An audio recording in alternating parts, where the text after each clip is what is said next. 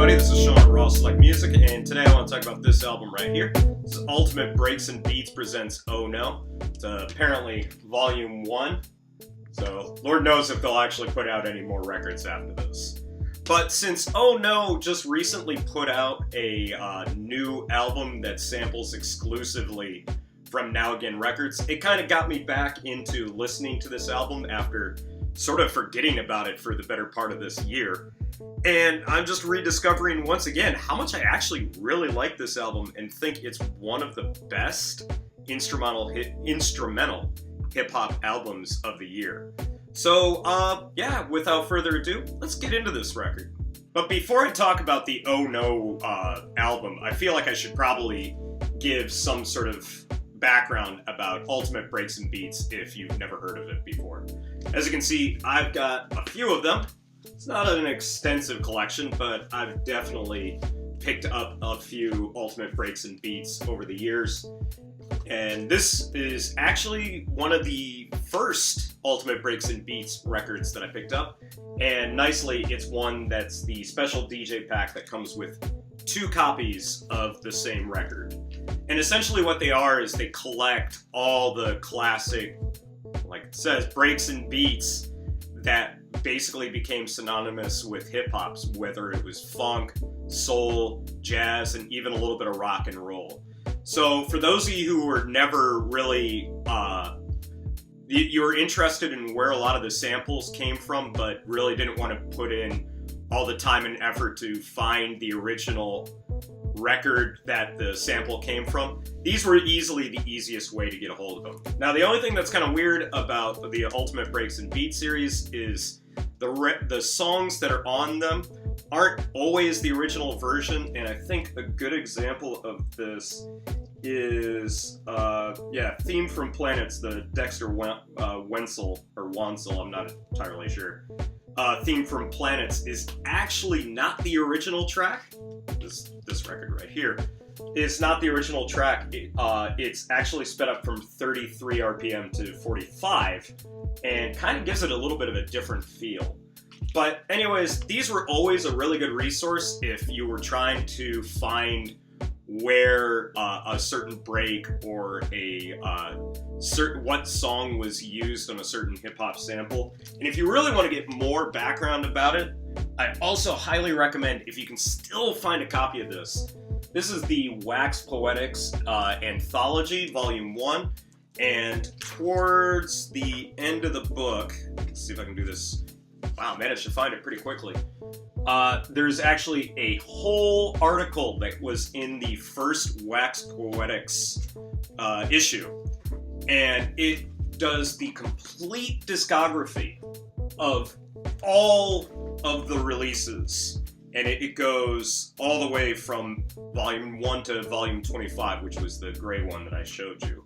So if you can find this, highly recommend it, not just for the Ultimate Breaks and Beats section, although I do recommend it because you get a lot of information about that, but just all the different stories of all the different artists that were either considered hallmarks of funk, soul, and jazz, and even a little bit of Latin rock and roll and disco and stuff like that.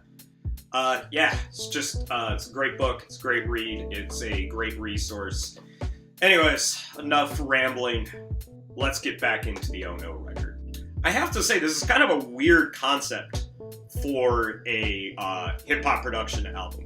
Because essentially what's going on is Oh No is taking classic hip-hop samples that were taken from a compilation that were, if not being used in hip-hop at that time, would go on to be used in hip-hop, and were originally songs from artists who had absolutely nothing to do with hip-hop. And it's that sort of, I don't know if you want to say lineage, that's probably not the right word, but I'm going to use it anyways, that makes this album, when you actually sort of sit and think of it, music and in terms of music history, it's really kind of a weird concept. And yet somehow Oh No actually makes it work. I think a good example of this early on in the album is a track where Oh No samples the horns that are probably more recognizable for being from Brass Monkey, that classic Beastie Boys track. And if anybody out there wants to tell me who the original artist is or what the original track is, I don't actually know it. I just know it from being from the Beastie Boys. But all that aside, what I think Oh No does an incredible job on this album, and I feel like this is a really good example of this from this album, is how Oh No takes a sample that's instantly recognizable and puts his own unique spin on it and really makes it his own. But it's not just that track. The entire album is made up of multiple samples that, I guess by most of the hip-hop industry's standards, are basically considered untouchable because they've been used so many times and they're basically played out. And yet, Oh No unabashedly takes all these instantly recognizable samples and will jam maybe 2, 3, 4 more of these samples into one track and somehow manages to make them sound fresh. So then I think as far as an artistic accomplishment, Oh No really has to be commended for that. Now, before moving forward and giving my final thoughts on this album, I should say that if you are not that knowledgeable about your classic ultimate breaks and beats, that getting more familiar with them before you listen to this will only enhance your listening experience. I was already fairly knowledgeable of all those classic tracks before getting into this, and then knowing those classic tracks and then hearing how Oh No flipped them, sampled them, used them, and really doing it in such a unique way that it just only enhanced my listening experience. Which isn't to say that you can't enjoy this album without having heard those tracks before, but I do recommend checking those tracks, knowing those classic tracks ahead of time, because it'll only enhance your listening experience with those. In terms of the actual production on here, if you're familiar with Oh No's older brother Madlib, maybe you didn't know that, Oh No is Madlib's younger brother, then you kind of already have an idea of what to expect. Expect a lot of loops, expect a lot of dirtiness, a lot of dustiness, and a complete lack of any digital cleanliness on here.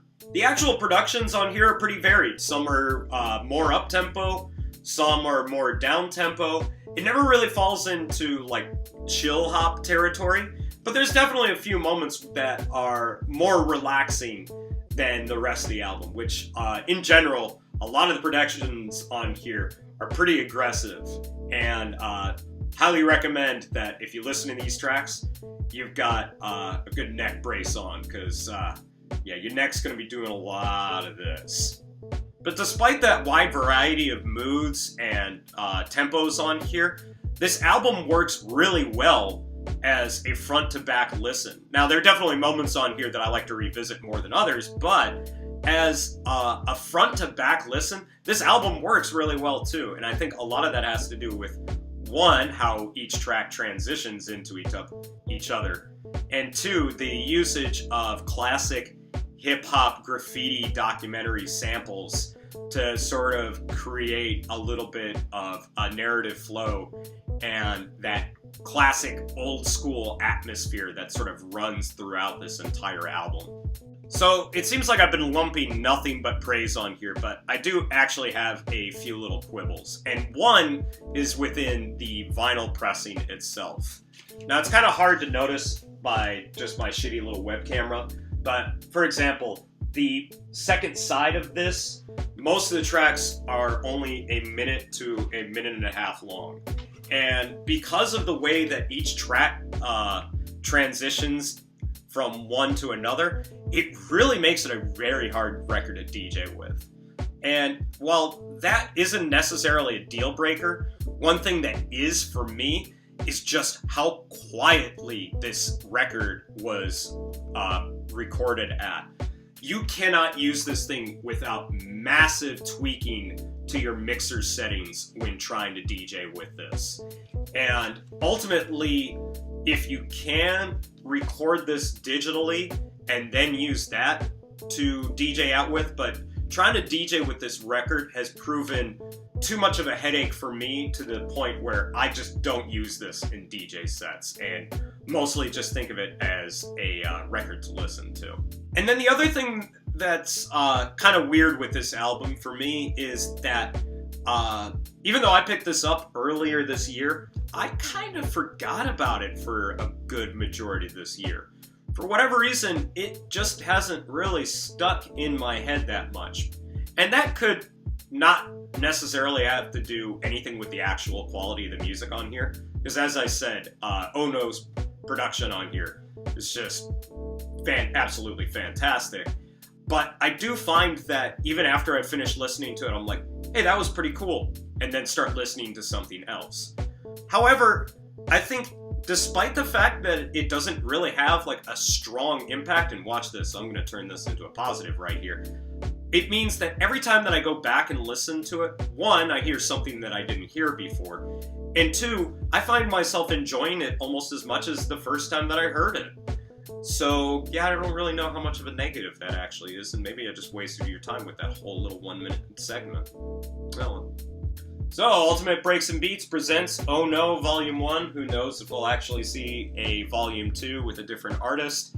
I really like this record, and if you're a fan of Oh No, Madlib, Stones Throw style hip-hop, and Ultimate Breaks and Beats, if you're a fan of any of those things, I highly recommend that you check this out.